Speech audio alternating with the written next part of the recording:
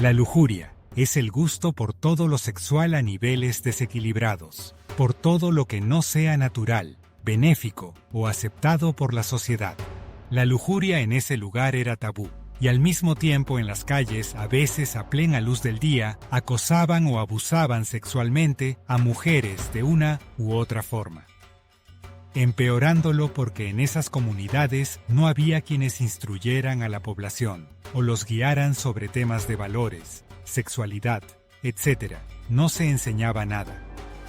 Sobre temas básicos para el buen funcionamiento de la sociedad, sobre todo si la persona ya es un puberto o adolescente.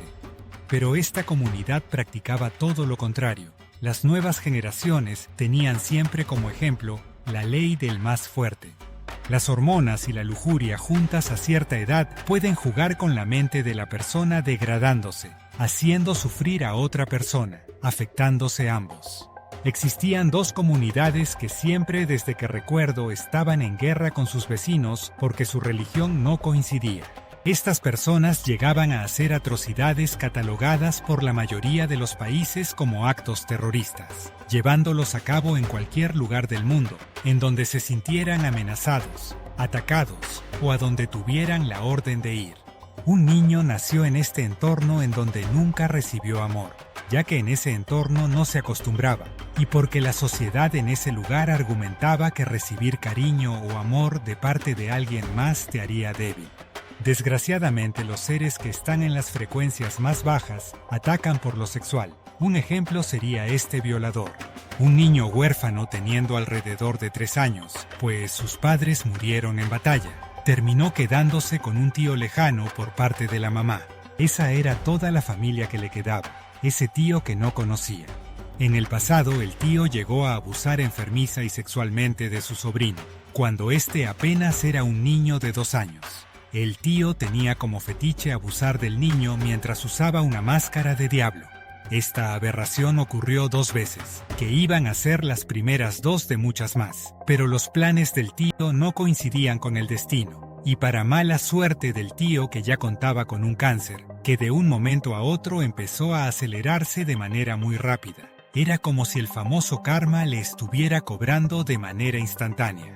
Pasaron unos meses, y el tío, ya casi muriéndose, todavía pensó en cómo sacarle provecho al niño, y lo vendió a un grupo de guerrilleros de la zona, para poder comprar un medicamento para su cáncer, medicina que lo único que hizo fue prolongar su agonía. Todos en esa población tenían la misma forma de pensar que se acostumbraba por allá. Por ejemplo, todos estaban de acuerdo en cosas como que, por defender a su patria y a su Dios, todo hombre daría hasta su propio hijo. Pero el tío veía la vida de una manera todavía más cruda y seca comparada al de la comunidad, debido a lo que había sufrido en su niñez. Su tío nunca sonreía o se veía feliz. Algunas veces los niños imitan inconscientemente lo que ven en casa o lo que les enseñan. El niño nunca se reía, porque nunca olvidó la vez que sonrió delante de su tío, y a su tío no le agradó en lo absoluto que se riera. El niño se dio cuenta, se basó en cómo lo volteó a ver, no olvidándosele porque del miedo se orinó, y desde entonces el niño no sonreía nunca. Inconscientemente suprimía muchas emociones, era una bomba de tiempo. El niño iba hacia un lugar muy duro, un campo de adiestramiento, en donde a través de los años él se volvió un adiestrador. Todo esto ocurriendo en una zona árabe del planeta. Fue dejado a su suerte con el grupo de guerrilleros más reconocidos y peligrosos de esa área. El niño calificó para pertenecer, basándose en un perfil en el que veían edad, obediencia, rapidez, fuerza e inteligencia del infante. Desde niño esa fue su vida, seguir indicaciones militares, seriedad y respeto únicamente para sus superiores, y nada más. Con absoluta lealtad a hombres mentalmente muy enfermos, ya que lamentablemente lo que más le agradaba hacer era la repulsiva costumbre de violar a toda mujer capturada, o que rompiera una de las locas reglas de esa zona, al pensar que merecían un castigo, eran entregadas a los soldados como ese muchacho, violándolas y matándolas, disfrutándolo haciéndolo lo más lento y doloroso posible, satisfaciendo así a su perverso fetiche. Este muchacho jamás conoció el amor, ni lo recibió de parte de nadie nunca. Él no sabía qué era eso del amor. Él solamente conocía el placer sexual a la fuerza. Él solamente sabía que era placentero usar por la fuerza a una mujer que lo mereciera violándola, volviéndose igual o peor que su tío, que ya había muerto. El sobrino nunca se enteró de la muerte de su tío, pero si lo hubiera sabido, hubiera sonreído. El muchacho siempre estaba en operaciones militares por todo el mundo, y nada más habiendo oportunidad, le gustaba abusar sexualmente de las mujeres. Pero las cosas cambiarían para siempre, cuando fue mandado por sus superiores, Isis, a una misión a los Estados Unidos. Su misión era cometer una monstruosidad, en donde masas de personas de ese país aún así hubieran niños, damas o mujeres embarazadas, no importaba. Todos iban a morir a través de una bomba colocada estratégicamente en un centro comercial de New York.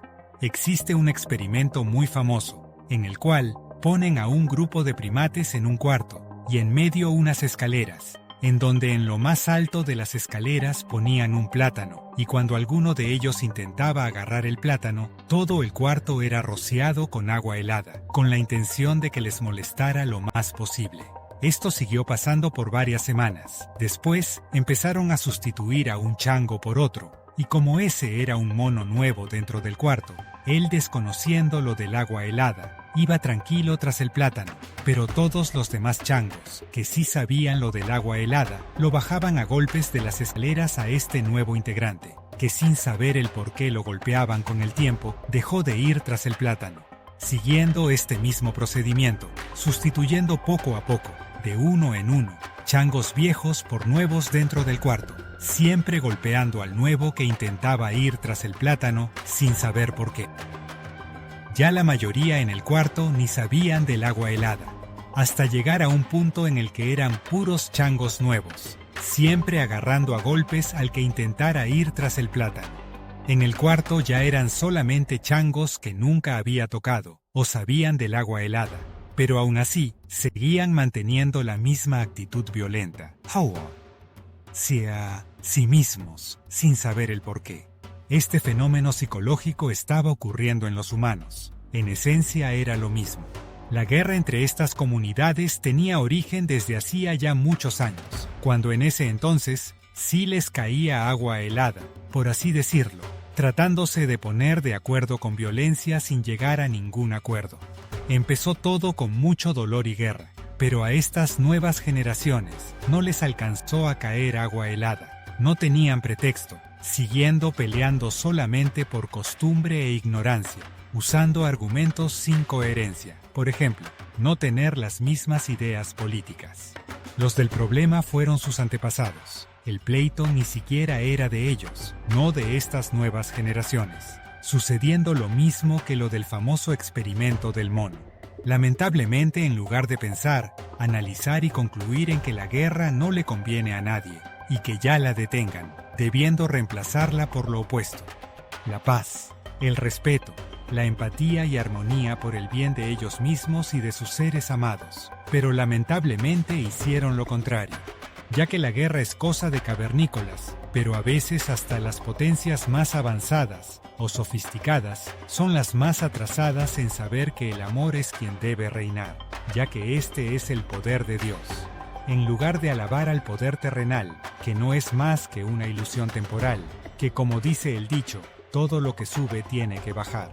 Los humanos son más inteligentes que los monos, pero en algunas áreas son iguales, y en otras situaciones los humanos se ven superados por los chimpancés, no solamente en fuerza física, ya que como animales tienen instintos más desarrollados y agudos al de los seres humanos, llegando a los Estados Unidos con los mejores entrenamientos militares. Él, junto con otras 8 personas más, lograron un derramamiento de sangre de cientos de personas, hombres, mujeres y niños, llevando a cabo esta masacre porque era una ofrenda, un regalo para su Dios. Inconscientemente, todo ser vivo busca un grupo a quien pertenecer.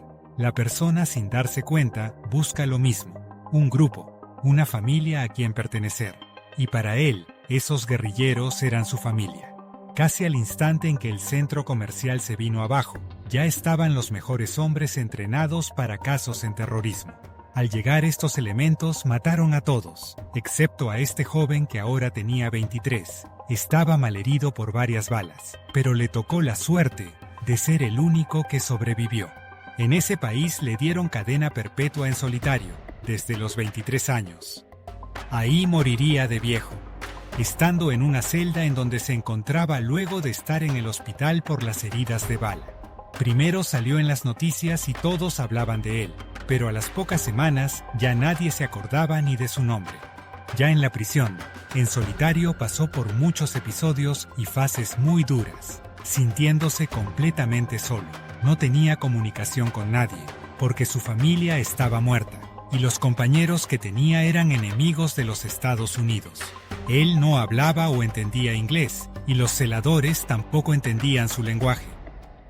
Pero aún así hablaran el mismo idioma. A los celadores no se les tenía permitido hablar con ninguno de los reos. Esa era una de las reglas más estrictas de esa prisión. Decían era la más segura del planeta, siendo imposible escapar de ella. Hay dos diferencias abismales que suceden en la mente del prisionero, que sabe que tiene una fecha de salida. A los que no, a los que saben que ahí morirán de viejos, que era el caso del muchacho. Él no tenía esperanza de salir de ahí nunca. Ya había pasado muchos años ahí dentro. Tiempo en el que se dio cuenta de que por más que llore, se hinque, grite o patalee, nadie le iba a rescatar. Y él no sabía pero padecía de claustrofobia, lo que le hacía más infernal la celda donde estaba, sin saber el porqué. Él pensaba que simplemente era muchísima ansiedad acumulada por su situación, pero no, era la claustrofobia. Pero él ni siquiera conocía esa palabra, y menos de qué trataba. La mente del muchacho, teniendo claro que jamás saldría de ahí, cayó en una depresión que con el tiempo se transformó en una esquizofrenia, teniendo alucinaciones auditivas, visuales y perceptibles que se le desarrollarían a todo humano por estar completamente solo, en un mismo lugar a la fuerza, por un tiempo prolongado, o en este caso de manera permanente. Algunos reos tardan más, otros menos, pero todos son devorados por las alucinaciones, siempre negativas y diabólicas, porque nadie se sentía feliz dentro de la celda.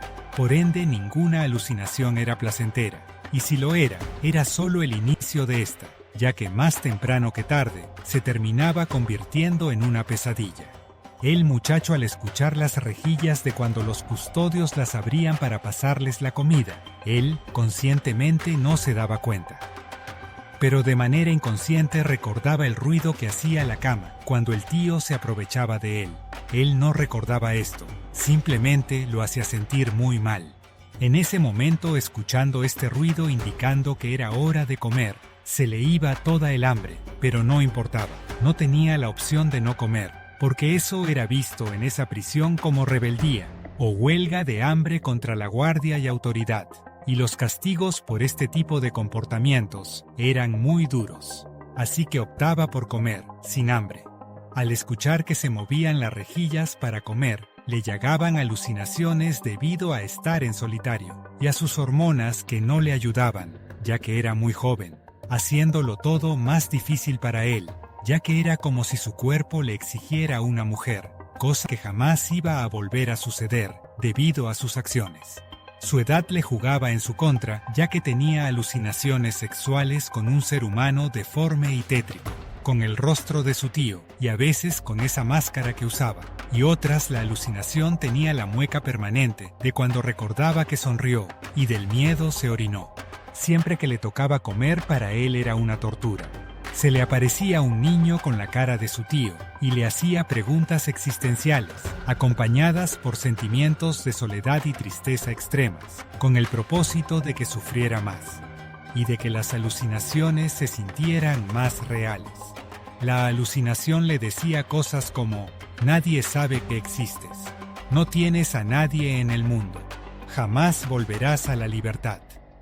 Eran puras cosas que lo ponían peor, y lo hacían entrar más al mundo de la locura debido a que él sabía que lo que le decía la alucinación era real. El muchacho, al estar lleno de ansiedad extrema debido a la claustrofobia de manera permanente, Pensó que su Dios lo había abandonado.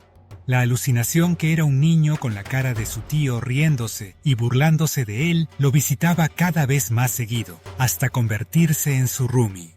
Este ser olvidado por completo en la cárcel se volvió loco. Necesitaba principalmente convivir con otros seres humanos, atención psiquiátrica urgente, medicamentos, terapias, gente que lo instruyera, etc. Pero nada de esto pasará jamás. Muriendo de viejo, nadie se enteró de su muerte, siendo una de las muertes más lentas, locas, crueles y tristes que puedan existir, en donde quien reinaba era la soledad y la agonía, pero a él le tocaba. Gracias a todos, Dios los bendiga a todos siempre. Por favor, si les gustó el video, suscríbete o dale like, ya que me ayudarías mucho más de lo que te imaginas. Por The Hungry Children of the Devil. Gracias.